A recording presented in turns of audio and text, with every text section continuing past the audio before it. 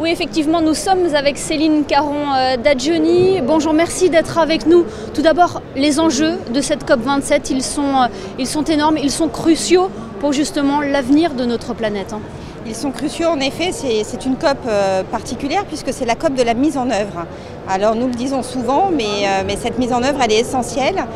Pourquoi ? Pour arriver à porter les projets d'adaptation sur notre territoire, pour tenir les enjeux d'un maximum d'une augmentation climatique de 1,5 degré maximum dans des moments où, touchés par la crise énergétique, touchés par la guerre, nous pourrions être tentés de revoir cet objectif et ça serait dramatique pour notre avenir.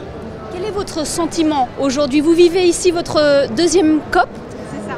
Alors je me sens plus à l'aise, c'est-à-dire qu'effectivement c'est ma deuxième COP, ce qui me permet d'avoir un petit peu mes repères, de finalement me rendre compte que ce que j'ai pu observer l'année dernière dans un état d'esprit plutôt très observateur et très à l'écoute des différents intervenants.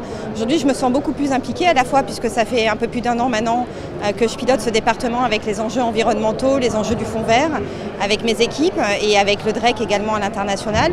Et donc je retrouve un peu mieux mes repères et un peu plus ma capacité à être plus active, à avoir une écoute plus active sur les tables rondes. Hier par exemple nous avons participé à la table ronde sur l'innovation en matière de finances et c'était passionnant puisque ces mécanismes internationaux vont très probablement restructurer un petit peu l'ensemble des marchés à l'avenir pour une finance plus engagée, plus verte, plus solidaire, puisque c'est aussi un gros enjeu de cette COP, qui est une COP africaine, où les pays africains demandent à pouvoir accéder plus facilement à ces masses d'argent qui sont mis sur le tapis en fait, par les organisations internationales et par les États, mais qui sont encore très difficiles pour eux d'accès et qui font aussi partie des enjeux de Monaco, puisque nous avons signé un accord avec la francophonie pour renouveler justement notre mobilisation aux côtés de la francophonie pour arriver à former en fait des négociatrices et pas des négociateurs, des négociatrices pour pouvoir être capables de monter leurs propres projets, de soutenir ces projets et d'obtenir les financements. Donc on voit que c'est vraiment un cercle vertueux qui se met en place.